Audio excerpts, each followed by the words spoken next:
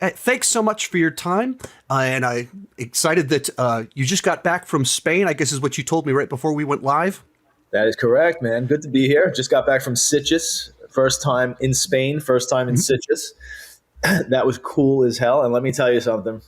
They have a bloodlust, man. I mean, this crowd, we couldn't have been more depraved or more shown more reprehensible gore. Every time I thought it was going to be the worst thing they could imagine, they applauded so loud for it. So that was it really interesting. It was kind of new because that doesn't happen at every screening, that's for sure. A lot of times you get oohs and ahs, and this was pure love for horror.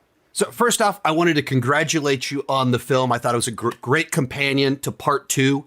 And that was really the discussion with everyone I talked with about the film at Fantastic Fest, that everyone had a great time with it and thought it was the follow-up that we were hoping for. And the other thing we kept talking about is how the Terrifier movies are like a franchise. It's tough to not root for these movies because it feels like such an underdog story behind the scenes of starting. My understanding, Art the Clown starts as part of a short film 20 years ago, and he's just the side character. And then last week, I'm at Regal Cinema to go see a Lego movie. My 12-year-old son looks over, he sees the Art the Clown popcorn head next to a Deadpool popcorn head, and he's like, Dad, are you going to get the Art the Clown popcorn head? And it's like such a tremendous little journey.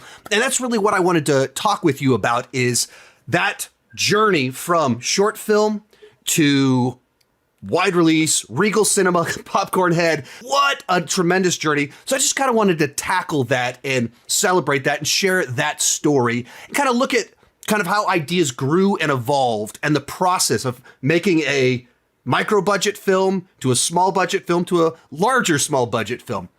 Kind of going back to the first question with all of it, where did the idea of Art the Clown come from originally?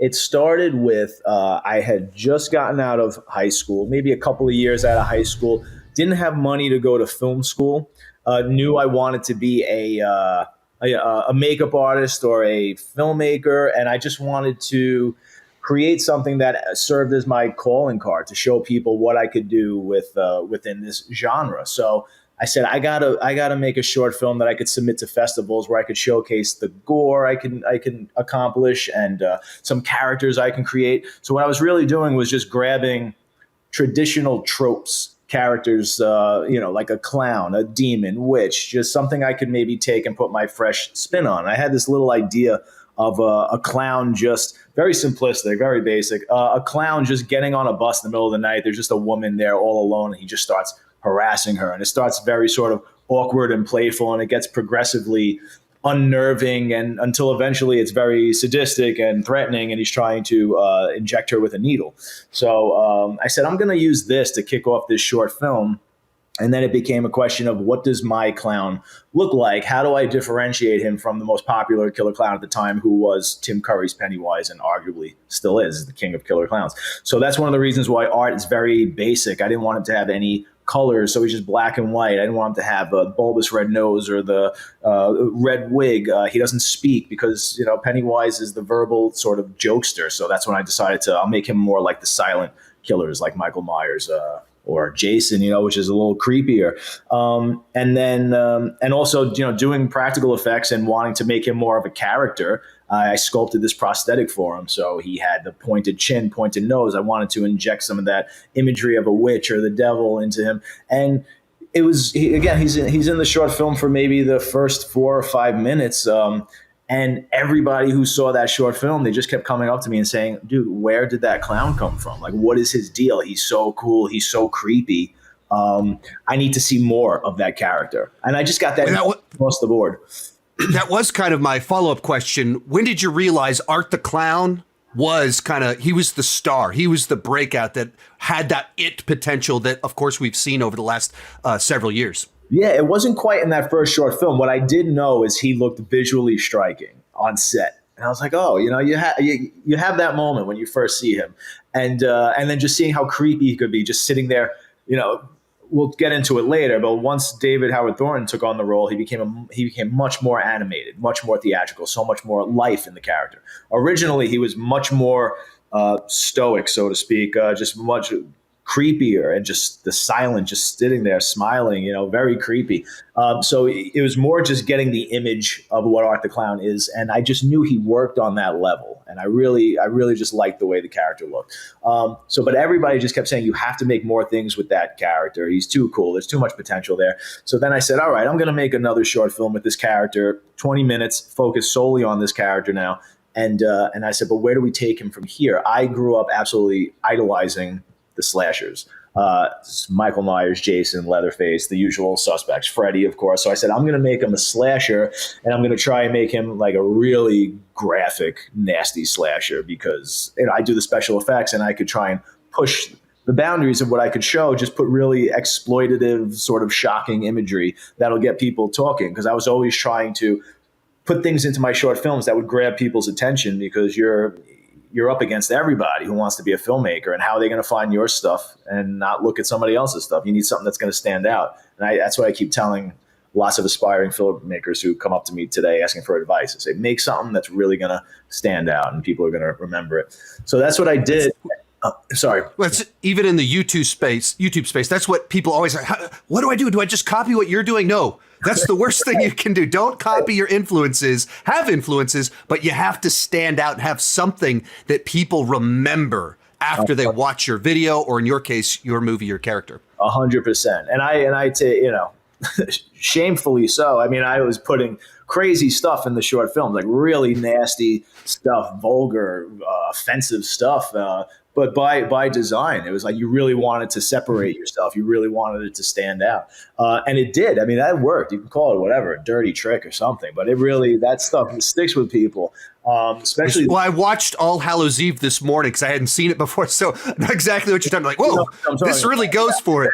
Yeah. Even some of the questions about how hard is he going to go with Terrifier 3? Well, you can just watch the first one to see how hard he will go with his movies. Yeah, a long time ago. I tested those waters. But then that's when I really fell in love with the character, though. When I made Terrifier, the short film, and I really started injecting more of his sense of humor, the dark sense of humor, and seeing what he's like as a slasher, I really thought there was something special with the character. And from that point on, it was a matter of how do I turn Terrifier, the short film, into a feature. And it took years. There was the detour that is All Hallows Eve that I wound up doing, and that was only because I put Ninth Circle, the first short film, and Terrifier into some festivals. Didn't do anything, no major festivals, but the festivals they did play in, people liked them. They got cool reactions. Maybe won a couple of little awards, but nothing crazy. And then there was really nothing left for me to do but throw them on YouTube. So they were sitting on YouTube for maybe a year. And this producer, the producer of All Hallows Eve, found them, contacted me through YouTube, and said, "Hey, I'm making this low budget anthology film called All Hallows Eve. I'm trying to find Halloween based short films that already exist on YouTube, and we're going to compile them into this anthology." He said, "I love your clown. He's so creepy, and I want him to be basically the face of this movie. I want to put him on the poster." And he didn't know about the Ninth Circle. He'd only found Terrifier. Terrifier was getting some traction, even though this is 2010, 11, and YouTube wasn't quite what it is now. And just for this 20-minute short film to have almost like 200,000 hits or something, it was pretty cool. And I said, I have this other short film with the character that's like 10 minutes, 12 minutes long. I said, this one's 20-something. I said, what do we got to do to make a feature? I said, is it possible for you to give me some money and we can make another short film and maybe a wraparound, pad this out so you don't have to bring in other filmmakers. It could just be me. And he agreed to it, which was cool. And that's what we did. But I told him, I said, I have to retain the rights to this character because my real goal is to turn Terrifier, the short film, into a feature. But this was a cool opportunity for me at the time because I wasn't making a living making movies, and he was telling me this was going to get released, it was going to get distributed, DVDs back then, which was still cool. So, and it was exciting, and it was a new opportunity for me to get my work out there. So I went in that direction. We made All Hallows Eve, and I still had to convince people afterwards, even this producer. I said, look, All Hallows Eve did pretty well considering, put nothing into it. It probably cost $20,000 or something, $10,000, $15,000. And I said, why don't we make this Terrifier short now? And he did, asked some people he knew, some money people, did some research, and he came back and he said, "Listen, I asked around and can't do it." He said, "Clowns can't sell a movie." I'll never forget that line. And we already knew that it was coming out. The remake of It was already rumored, and I knew that Rob Zombie's 31 was coming out at the time. And I said, "Look, all these killer clown movies are coming out. I'm telling you, this stuff's cyclical. It's the time for the killer clown. It's going to hit." Couldn't do it. And then just by chance, because I'll never stop, I'll always keep going and figure out a way to make it. Even if I got to make it for $10, I'll make something. But I was going to try and do a Kickstarter campaign. Yep. And I think maybe for like $15,000, $20,000, I thought I could make the whole feature for that, because I spent $4 or $5 grand making the short film by maxing out a credit card, and I got 20 minutes out of that. So I figured I could get a feature somehow for very little. I sent it to everybody I knew, and who now my producing partner, Phil Falcone, the two of us, it's RIP now. I sent it. Was that the guy that was pretty wild at the Terrifier 2 showing at Fantastic Fest? That was not. That is a friend of okay. So I was trying to remember, who was the guy that was like really excited at the Q&A for Terrifier 2? I'm so glad you brought that up. We still talk about that all the time. Very memorable. We were waiting at Terrifier 3, like, is it going to happen again? We were this close to inviting him back, and then we thought maybe it's a bad. I'm sorry, I cut you off. No. So he, I had just happened to. He was retired. He was a commodities trader. He always wanted to make movies. Regretted that he never got to do it. So now that he was retired, he wrote and directed a movie called Joe's War. It was it's like a drama, but war-based, about PTSD, and there were some war flashback scenes where he needed gore. So we had a mutual friend who brought me on. I did some bullet hits and things for it, and him and I just hit it off, and we became friendly. So he was just in my catalog of people, my Rolodex, so to speak, that I could send this Indiegogo campaign to, and he called me right up before this thing even went live or anything. He goes, "Wait a minute." He goes, "You're telling me," he's like, "you can make this movie for like $15,000-$20,000, a full feature?" He's like, "How are you going to do that?" I'm like, "Well, I made the short film for $5 grand." I told him. He goes, "If you really think you can make this movie," he goes, "I'll give you the money tomorrow." He's like, "Don't even bother with this campaign." He goes, "I'll take a shot." He goes, "The only thing I ask is that I love your makeup effects." He's like, "Can I just hang out with you and maybe you could teach me how you do some of this stuff?" I was like, "Absolutely, man." And he gave me the money the next day, whereas for years I tried to get that money. I may as well have been asking for $30 million. Like, nobody wanted to touch that movie. Nobody believed in that character. And he gave, or if they said they did, they would drag you through the mud, for months and say, "Well, no, you're going to get it. I'm going to give it to you." It's a horrible, raising money for indie films is just really a horrible, discouraging, disheartening experience. Oh yeah. Yeah, but he gave me money, and we were just off to the races, and that was it. We were in production on Terrifier. So kind of building on what you just said, like, as a moviegoer, the experience of watching a micro-budget film versus a $300 million film is the same. You just sit down and you watch it. The process of making those two things are entirely different beasts. The full budget to make the first Terrifier is half the catering budget for one day on a Marvel movie or whatever. So I guess that leads to the question, how do you make this movie for like under $50,000? What does the crew look like? What is that process? Who's there? What does true guerrilla filmmaking look like to pull this off? Yeah, well, for maybe 2 months, I think Phil had a house that he rents out that nobody was occupying at the time. So we turned that into our makeup studio. So all the actors, we brought there to mold their faces and their body parts and stuff, and we were just sculpting and molding in that house. I would say we had maybe on the best day 9 crew members. On the worst day, probably like 5. Who were there, just a core group. It was probably the DP, his DIT guy, one like grip, the sound guy, if I didn't already say that, and then me and Phil, and that was probably and a hair and makeup person for when the women were on set. That was the entire crew. And that's what people don't realize. Like, it's like how small that is to make an actual movie. When you watch this film, like, that you're able to pull off all of that with so few people and so little money, that's incredible. And it's also inspiring for everyone that's ever been like, I'd like to make a movie. And you go, you can do it. You can do it, man. I mean, it seems impossible, but it's very doable. There's always a way. You just need that passion. You need like-minded people. You need the dedication. And also, so we did not have money. All we knew we could do was we could pay every actor and every crew member. I think we paid them $100 a day, and it was probably a 30-day shoot, to maybe a few days more. Maybe we had to go back for some pickups, but I don't recall it being any more than that. We paid for food every day. The vast majority of the money went into makeup materials. So I know, and I did, writer, director, editor, makeup effects, sound design, like everything you could possibly do, like that is for post production and everything. I color graded Terrifier. That's why it looks like so shitty.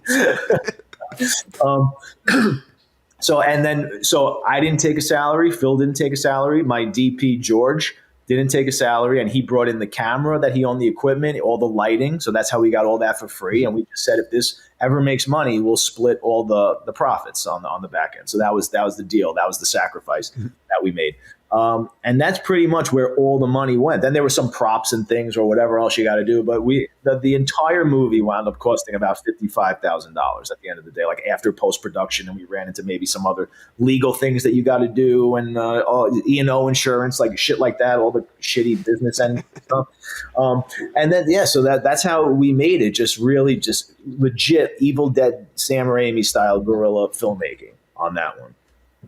So kind of to that point, when looking at the first movie, which movies influenced the making of the movie, the storytelling, all of those different things? What were the influences for the original film?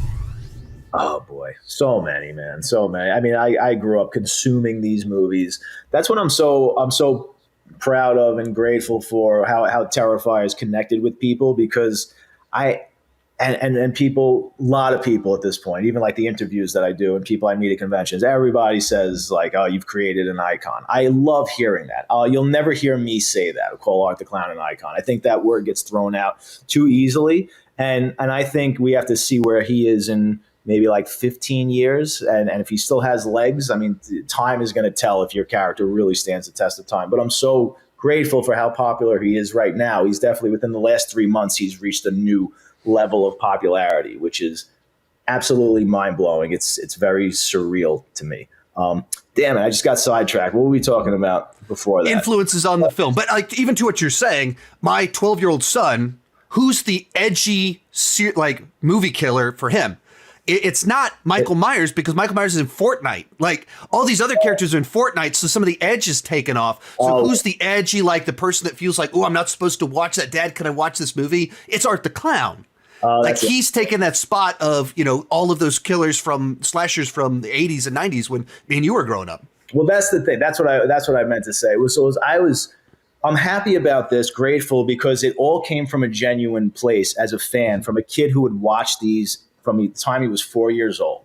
And these were my heroes. I had model kits of Jason and Freddy, posters, everything, you name it. I collected everything. So I consumed all of that for my entire childhood.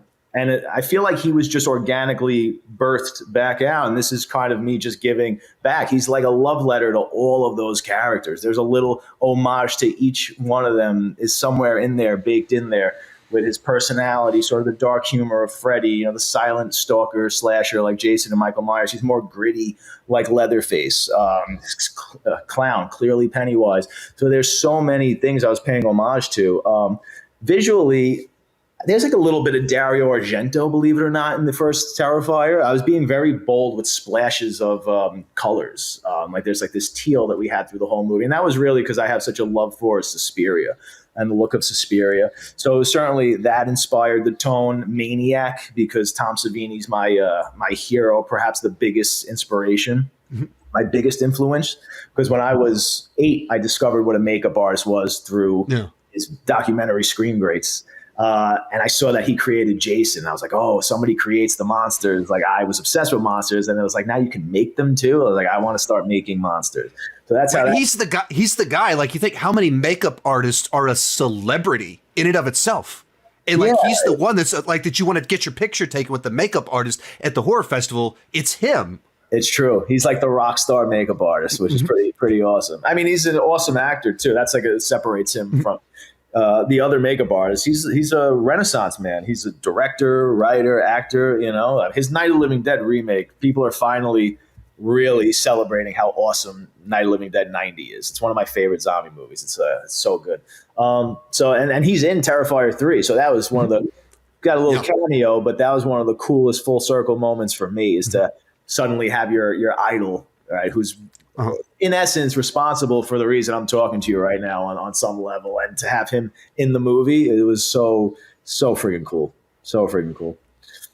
Very cool. I guess so the transition then is you put out Terrifier, release it. We have a 6-year journey to part 2, crowdfunding. How do we go from part 1 to part 2?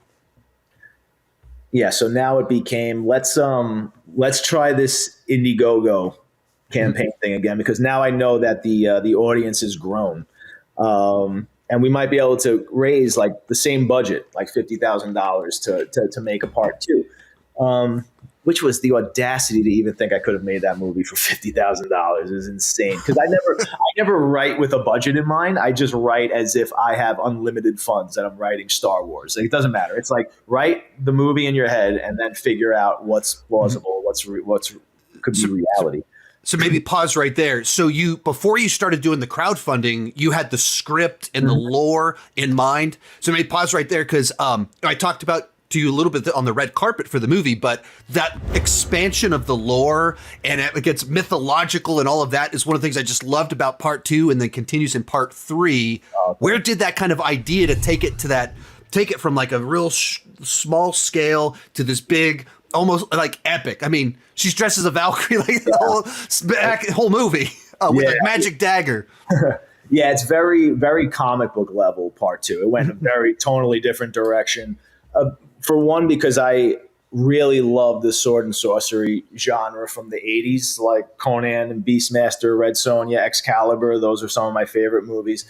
So I had this idea for, I wouldn't call her Sienna at the time, but I had the same Final Girl Valkyrie character that I was going to use in another movie as a Final Girl. And it didn't work out. And I wound up just shelving that character and saying, I'll wait for the right moment to bring that character back for the right project. And this was the perfect opportunity because now it was about part 1 was a showcase for Art the Clown, very basic. It was the kills. It was art. It was sort of asking the audience, do you like this character? Is it worth pursuing? Is he hitting any kind of nerve here? And we did. We got a really good response. So it was about, let's make a sequel now. And I knew when we got to the end of part 1, originally he kills himself and it ended there. Now I knew I always wanted to explore more with the character if it was resonating with people, but there was no cliffhanger. There was nothing to let the audience know that he was going to come back. And I remember just saying to Phil, I need a cliffhanger. I need something to let the audience know at least that we're not done and that he's going to come back. And so we went back and shot the scene where he wakes up in the morgue. And then once we were there and I realized, all right, this character is now supernatural. Something brought him back. I said, I want to dive into what that evil is. What is that powerful entity or whatever you want to call it, that force that brought him back from the dead? What brings the boogeyman back? It's explored very rarely in movies, but it's so prevalent. Almost every killer, unless they change out the killer like Ghostface or something, but at some point they all, take a death blow. They all die, they all come back, or they start supernatural, like Chucky right off the bat, supernatural voodoo, like they're all supernatural. So I said, what is that mysticism or that entity, that energy? What is bringing him back? I want that to be a character in this movie. I want to explore the world of the world of evil, like the good versus evil, and all these big mythic themes now. If we're going to dive into that, and of course, if there's going to be a supernatural evil, there has to be some sort of supernatural benevolence that's going to be appointed to be the counterpart that's going to be able to combat him. Because how is somebody just like simply of this earth going to be able to take him out? To me, it doesn't make sense if all of a sudden you're resurrected from the dead and then a butcher knife to the head is going to kill you. That doesn't make any sense to me. So I wanted to go deeper with the lore and the mythology. So that's why I decided to go in that radically new direction. And not to jump ahead too far, but that was one of the reasons why I then wanted to sort of course correct with, not necessarily course correct, because I love the direction of part two. But I think if we kept going in that direction, that could be a problem, because there's so many people. It was a very polarizing aspect of it, the supernatural, the fantasy. So I wanted to make sure we at least start to recapture some of the more, gritty grindhouse aesthetic from the original Terrifier. And I think part three might be, the best of both worlds. It was a nice marriage of the two tones. And then adding the Christmas element on top of it, it becomes this new flavor where it separates it so much from the first two movies. Yeah. So, well, I have some questions about that when we get there. But so back to the crowdfunding. You write this movie that has Sword and Sandals influences, fantastical, ambitious, and you set your original goal 50,000. You go. I'll tell you what. I remember because I haven't spoken about this in a while. Now I remember exactly what happened. So I believe Phil was going to put in the same amount of money to make this movie, and now looking at the $35,000 or 50 grand to make Terrifier 2. And it was so big. You could just tell on the page. I remember saying, there's no way we could make this clown cafe scene with that money. This scene alone is just too big. And the way it was in the script with fire and gunshots and all this extras and sets. I said, there's no way we could build this. I said, let's try the Indiegogo campaign now and try and raise additional funds. And maybe we'll be surprised. So I set it at 50 grand.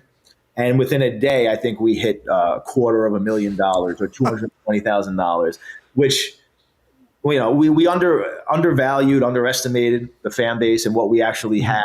That's usually the case with this franchise everywhere. No matter how big it gets, we get new opportunities. We get doors open up, and we get to talk to people in higher positions, and they always undervalue the movie. And then we wind up going on our own way, and it reaches a new tier. So hopefully that's where we still are. Hopefully people are still underestimating what this movie could do.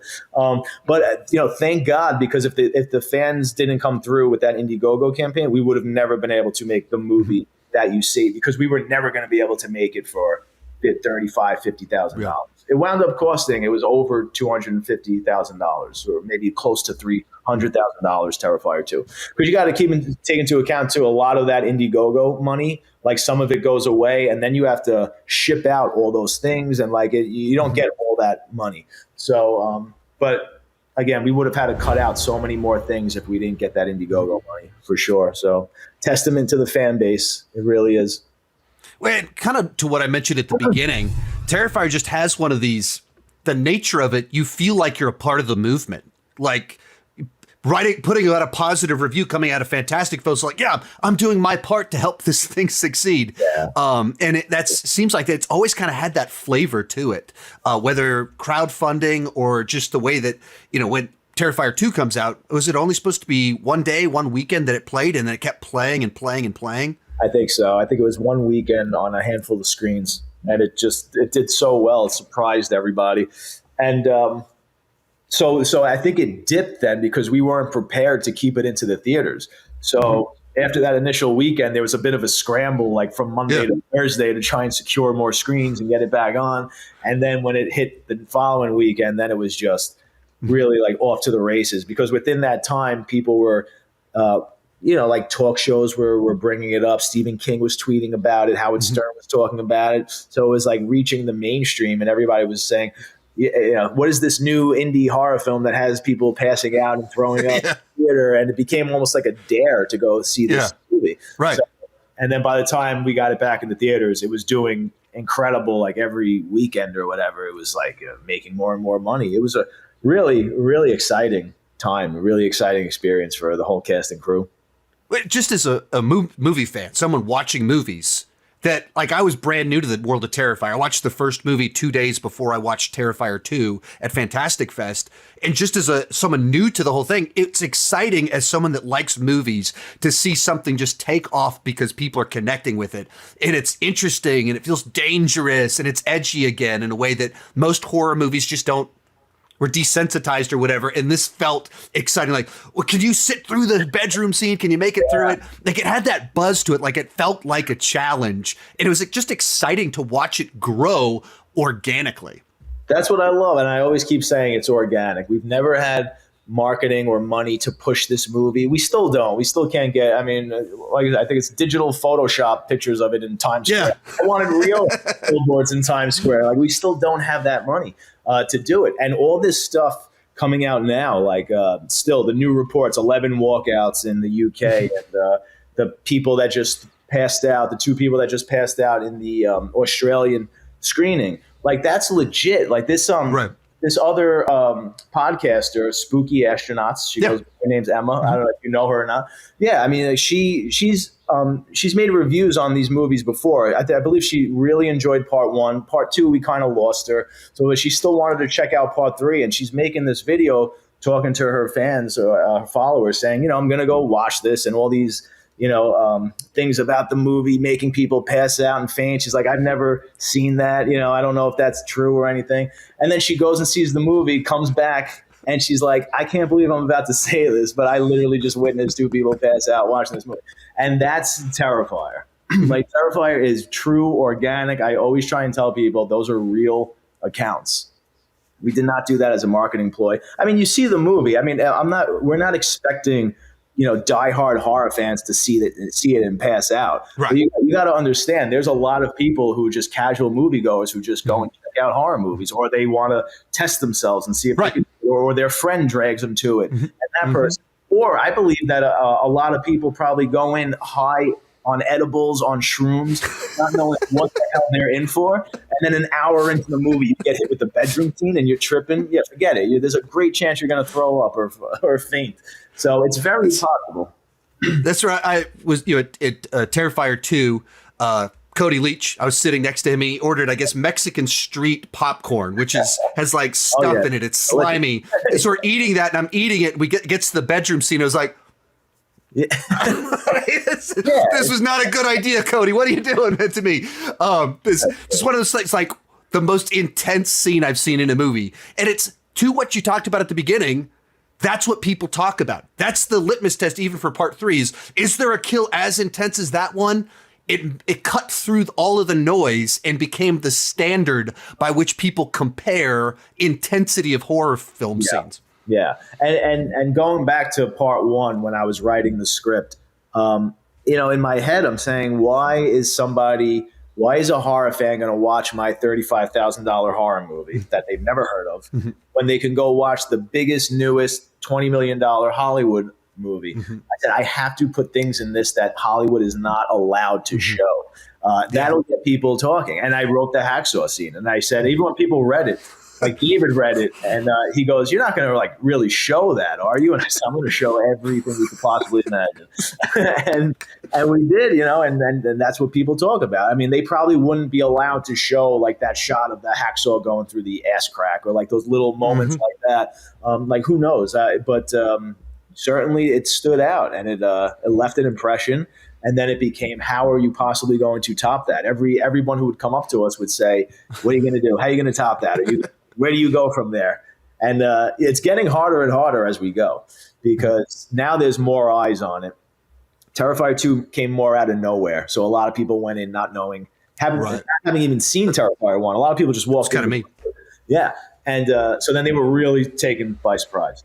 Now that surprise is gone, so they know what to expect. So now, especially now, even now, with everybody saying, "Oh, Terrifier 3, it surpasses," there's going to be a lot of disappointed people. You know that, because everybody's expecting the biggest, craziest, kill scenes, which they are. And if you're a casual movie fan, you walk in, you're going to get rocked by some of these scenes. But if you're a hardened, diehard, slasher fan, I don't think you're going to throw up watching this. I think it's pretty accessible. But we'll see. But we certainly always try. We always swing for the fences. I'm always trying to top myself. So how do you have like a notebook that you're just sitting around randomly writing down, here's a fun way to kill people? Does it come up in the writing process? What does that look like to try and keep coming up with these creative kills? I do it. I did it on the whole plane ride back from Sitges. I had a little notepad. I'm just thinking of scenarios. I'm thinking of this new way, perhaps, I think I just came up with to kick off the next Terrifier. But yeah, I have like a whole note section of just kills, of like things I could have Art the Clown do to victims. I have one really cool one that I'm excited. It's like something I just came up with like a week ago. But I'm always thinking, but then aside from that, you just never know where inspiration is going to hit naturally when you're not trying to force an idea out. That happens all the time. I mean, that happened with the bedroom scene in 2, because I was just flipping through a Jack the Ripper book and I saw an image of one of his victims on a bed, and that's when I got the image of that Casey Hartner just waking up, basically like a skeleton waking up on the bed. And I said, that's what we'll do. Let's reverse engineer that. And I wrote out a list of 10 of the worst things I could imagine doing to somebody, and we built like 5 of those for gags for that sequence. So moving on to Terrifier 3, why did you choose Christmas? I was driving to set filming Terrifier 2 with Phil, and it was during Christmas because that movie took years to make. So we went through every season and holiday multiple times. And he just said, you should think about putting Art the Clown in Christmas. That would be awesome. It was like something that simple. And as soon as he said it, it just clicked. It felt natural because I love the Christmas subgenre, the horror subgenre. Black Christmas is one of my favorites. The Tales from the Crypt episode and All Through the House is probably my favorite Christmas horror short film or episode. And I thought it would be fantastic to put Art in all those Christmas trope situations, especially to get a lot of levity out of those scenarios. Like, what would it be like for Art the Clown to suddenly be a mall Santa surrounded by all these children? Like, that could be really disturbing, but also very funny. He could do a lot of quirky stuff there. What would it be like if Art actually interacted with who he thought was the real Santa Claus? Like, how funny would that be?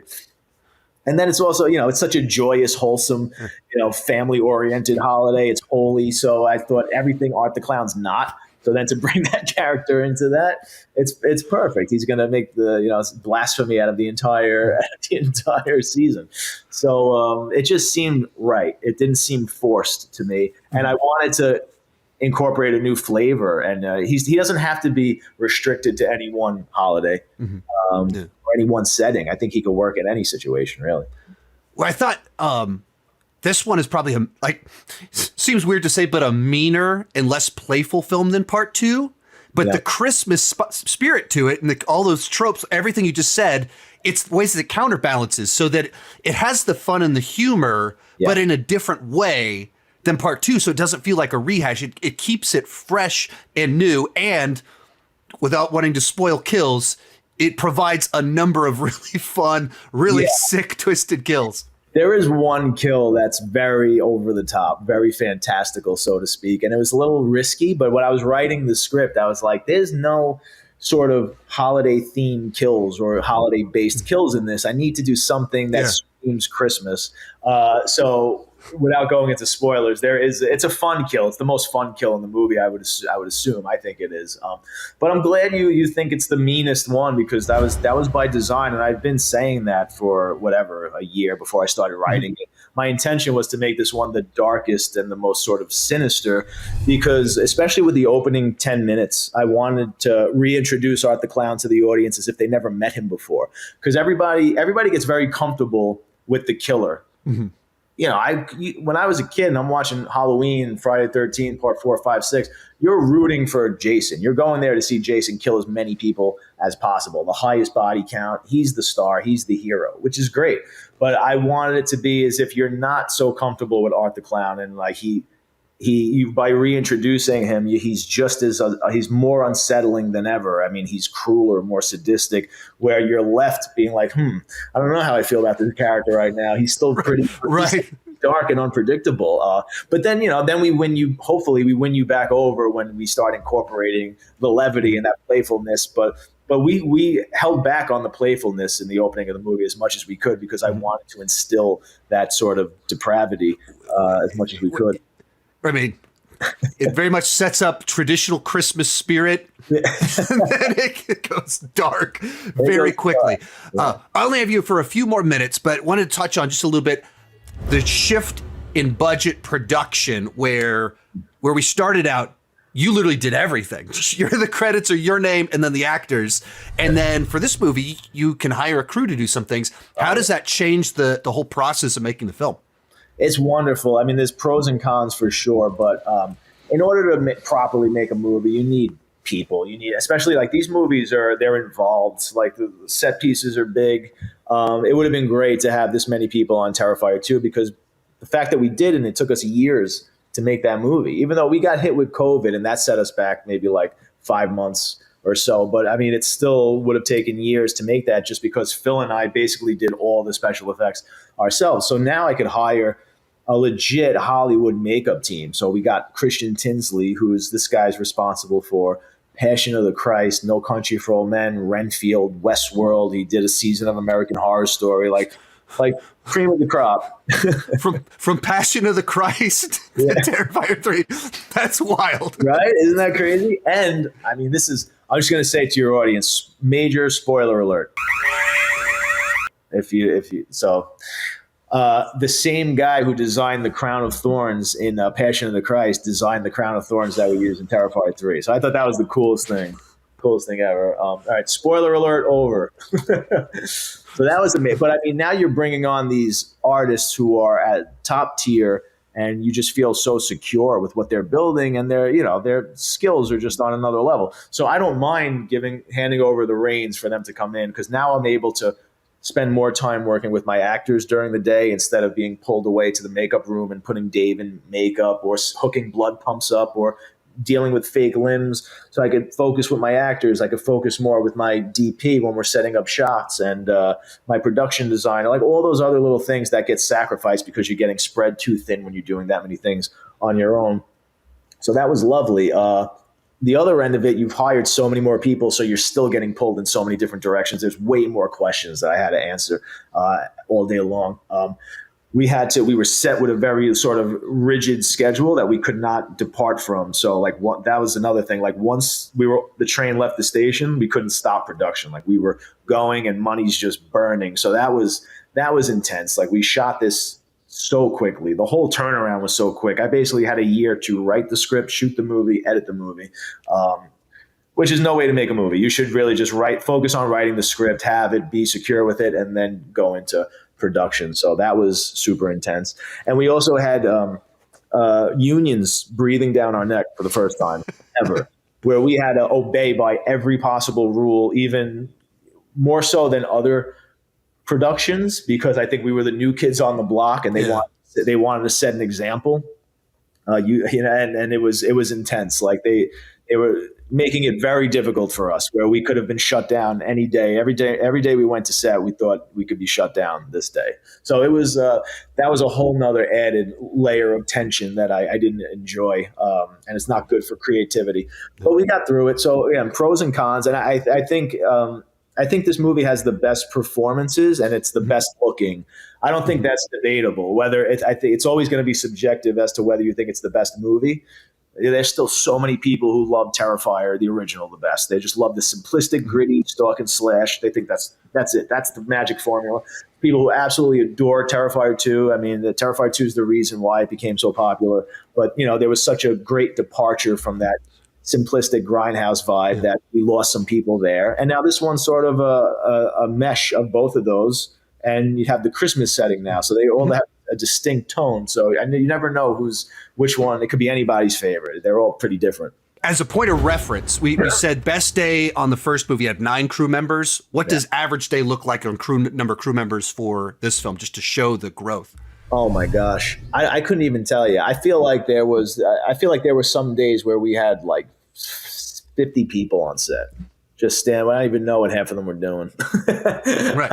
I think the legit kind of crew on this, because our grip and gaffer, the grip and electric department was big. So we had, maybe there were like, big, for us, maybe like 8-9 people in that department alone, 2 makeup artists, makeup artists. Then you had your special makeup effects artists, lots of PAs. Yeah, this one was so much bigger. But I was just, it was so hard to even take a moment to let it all sink in. It's like you got to just go, and when it's going, and you're just in the movie, you're in each shot, you're just figuring out we got to shoot this by this time, we got to move, or we're not going to make the day. And it was just pure intensity, every day on set. So it was just everything flying by. It was very hard for me to just stop and look around and take it all in. It was just intense. Yeah. So you stop and think, was the budget, what it was, I think I read around $2 million on this film? Yeah, it might be around there. It might be a little more than that, but in the $2 million range for sure. And you think, in movies, that's a very small budget film. And It's still 50 people on set. You compare that Joker 2 comes out, other clown movie this month, $200 million budget, 100 times the budget. Exactly. And that's what trying to get people to understand, like, what indie cinema, small films, like what it actually looks like. That this one is so much bigger than the previous two, and it's still 1% It's true. It's of true. these big comic book movies. But you have to accept the fact as an indie filmmaker that you are going to be judged just on your work and not your limitations ultimately. So just you really have to just hone your skills. You really can't make excuses because they'll also let a lot of things slide. A lot of like your limitations. Like look at Halloween or Texas Chainsaw Massacre. Those were super low budget movies, and those are just regarded as legit classics, regardless of what their limitations are, because they're just made so well. Those budgets are utilized so beautifully. But yeah, be ready to hear the good, the bad, and the ugly, because they're going to tear you to shreds. Especially today, you're getting thrown to the lions. If you put out any work, any a song, a movie, I mean, you're throwing it out to you're going to hear every opinion. But I take that all in. I read every single comment. I go on Letterboxd, IMDb, everywhere. I try and watch every video I possibly can. And you start to get a consensus of what's a legit criticism, who's just trolling, who's a hater, and then you can sort of assess the situation and see where you did really well and see where you can improve or where you did horribly wrong and try not to do that again. So it's also beautiful to grow as an artist. I mean, it's all out there. Back in the day, you didn't really have that as an artist. You had a handful of reliable critics, and I'm talking like way back, but like you really just had critics, to go by who were really judging your work. And the people you're surrounded by are always going to tell you, yeah, great job. No, this is fantastic. You can't, you got to get unbiased stranger consensus. That's where you're going to get the real truth about your work. So you have to be strong enough to dive in there and hear the truth. All right, looking to the future, what can you tease about Terrifier 4? Because you said it's coming at the Q&A, and then the end of this movie, no spoilers, definitely hints that we're getting a part 4. What can you tease for what you're sort of thinking? Yeah, I'll try and be careful, but I'll say anyway. I mean, I don't know, just in case, spoiler. If you really don't want to be spoiled at all, I would try and avoid spoilers here, major spoilers.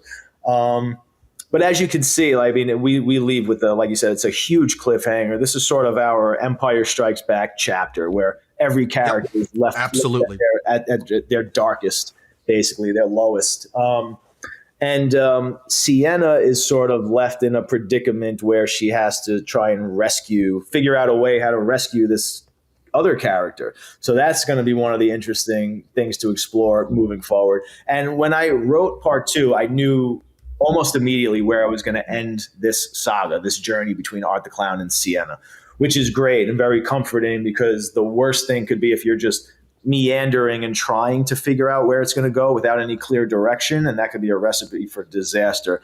I feel like I have a very satisfying conclusion, so I'm excited for that. It's just a matter of how many movies is it going to take me to get there? Like I said, I have this list of all these kill scenes that I want to try and tackle. I have these list of these great scenarios I want to put Art the Clown in. So, is that one movie, or is that one movie going to turn into a 2-hour and 40-minute movie that nobody's going to accept? So then I got to break it into 2 movies.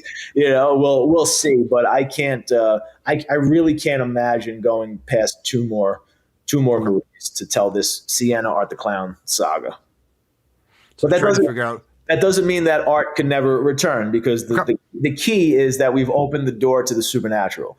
And once you do that, anything is possible. So if the audience is still with us by the time we're finished here, and they're still yearning for this character, and I still have some fresh ideas, and I think there's a unique way to kick this off or bring in another installment, I'm definitely not against that. But right now I'm still Mr. Naive artistic integrity, and I just want to have a solid franchise and not fall into that trap of multiple timelines and following a character for 8 movies, and then they're killed off, or they just disappear, and they die off in reality, and then the character's gone, and you're like, why did I follow this character for 10 movies when they ultimately serve no purpose? I don't want to fall into that trap. I want to just have a solid story. Yeah. So we'll see. Pretty much all of the classic, iconic slasher franchises go off the rails at some point in time. Some of them have gone off the rails multiple times. Yeah, and you can't blame really the filmmakers. It's just the audience, the horror fans love these characters so much, which is so understandable. They just want more, and the studio just keeps making money, and they want to keep making money. So they just keep making new movies, but it's at the detriment. It's of the overall franchise, which really sucks. It's like, do you want to just keep seeing your favorite killer kill people, or do you want to be able to sit down one day and just watch a really solid saga and step back and say, wow, that was like reading a book. I know exactly what that is. I can walk away with no questions or anything, and I know where it started and where it ends. That's kind of where I'm at right now. Okay. That's what I'm hoping to achieve. So, following up that, what are your ambitions beyond Art the Clown and Terrifier?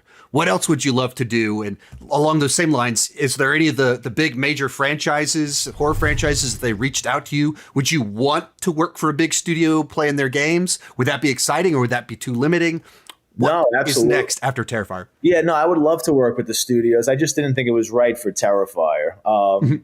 So, like, I would love to make, if they ever rebooted Friday the 13th, I'm always telling my agents, I'm like, if that ever comes across your desk, just please throw my hat in the ring for Friday the 13th or Nightmare on Elm Street.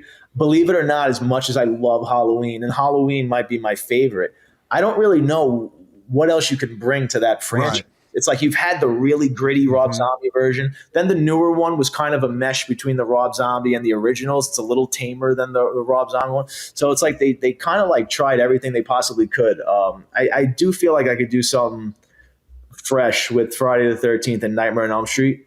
So I would love to get that opportunity. For years, I've been working on a George Romero-esque zombie movie. Because that's my favorite subgenre, is the zombie genre, especially Dawn of the Dead and Day of the Dead, the originals, are two of my favorites. So even on your refrigerator right behind you, was that Dawn of the Dead, right? Yeah, I got Dawn of the Dead, Bob Ross. On the side, I got the Warriors, Lost Boys. Yeah, I love my magnets and my mugs. But but those are all, living in big clouds, especially now the zombie genre got so saturated. And even the story I was writing is so close to Last of Us with those two main characters. I would have to reconfigure the whole friggin' thing at this point. But there's an exciting thing in the works. That's another original idea of mine, that I got to sit down with Sam Raimi's production company, Ghost House Pictures, and pitch this to them, and they loved it. And we had it in development for months. And it was getting really exciting. And then the writer's strike hit, so we had to stop working.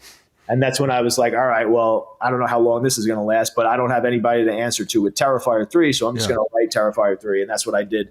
But that's still on the table, and that would be really, really cool. It's really cool. It's almost like if a horror movie of mine meshed with like a Quentin Tarantino movie in the 70s. Yeah, which would be that's where it's at now. Anyway, that would be amazing because he's one of my heroes. So it's exciting. It would be cool, but I don't know. I want to see where we are when the smoke clears with Terrifier 3, because the other issue is the slasher genre is so cyclical, and I think there's only a very small window here before. I think slashers are going to be really big right now, really hot, but probably only for the next couple of years, because you're going to get Eli Roth's, Thanksgiving sequel. I'm sure Terrifier 3 is going to kickstart more momentum for the slasher genre, but then it's going to peter out, and it's probably going to go away for quite some time. The horror genre is always consistent, but the subgenres are always changing. So, I want to kind of strike while the iron's hot, because if I disappear, if I step back for like 5 years before I make Terrifier 4, I come back and I was like, no, we're checked out. We don't really care anymore. That's not going to be good. So I just kind of got to step back and assess the situation. Final two questions. One of my favorite things to do and use my channel for is to help people find something smaller that they've never heard of, their next favorite movie that's not an obvious pick. So 2 questions related to that. What was the last horror movie that like wowed you and impressed you that you saw? Ooh, I'm the worst person to talk to now because I'm so far behind with modern horror. But I will say that out of the modern horror movies, the one that I watched twice was The Menu. even though that's a few years older now. I don't know if you've seen the menu. I'm sure you see everything. It played at Fantastic Fest the same year Terrifier 2 played out. So I saw it like the day after Terrifier. Yeah, I think that's a masterpiece. I absolutely love that movie. Do you know what so I'm always trying to find gems from the 70s. I like older movies more than modern ones. I just connect with the late 60s to the 80s. This is the end of this movie I'm about to mention is may have haunted me is a better word. Will stick with me for the rest of my life more than most horror movies I've ever watched. And believe it or not, it is All That Jazz. Have you ever seen All That Jazz? No, Dude, I didn't see this one. Watch that movie and make a video on it. I guarantee it will blow your mind. It's like an Oscar-winning movie, and it's just about a Broadway director who's very self-destructive and has like a death wish, basically. By watching it, I was like, oh my God, this influenced this filmmaker, this movie, like American Beauty, The Wrestler. Like you could see all these inspirations that this movie set up. And it has one of the greatest, like final 15 minutes I've ever seen in a movie before. So I highly recommend everybody go check out All That Jazz. All right. That you might have just answered my next question, which is, what's a movie that you love to recommend to people? So I guess that one obviously would qualify for that. Do you have another one you just love to help people, those hidden gems that you help people discover a specific film? Oh my gosh, there's so many. If I'm trying to like turn people onto movies from the 60s or 70s, it's always Midnight Cowboy, Deliverance, The Graduate. You know, if you haven't seen The Godfathers, you have to see The Godfathers. There's Excalibur, if you like sword and sorcery movies. That's like the ultimate King Arthur film. Highly recommend you see that one. There's so many. I would have to go by decades and genres, you know. The Warriors, one of my all-time favorite movies. Yeah. That's a nice palette right there. And people can get started on if you haven't seen any of those. Different genres, all that fun stuff. Yeah, for sure. All right. Thank you so much for your time. Once again, congratulations on the film. Both I was a huge fan of it, and when I interviewed a bunch of people after the festival about their favorite movie, and I had to preface it by saying, if Terrifier 3 is your favorite movie, name another one too, because everyone was going to just kept saying Terrifier 3. I was like, awesome, I would say that, but also you got to say another one too. Really? So congratulations. Thanks, buddy. I really appreciate it. Appreciate the support, the videos you make all the time. It really means a lot.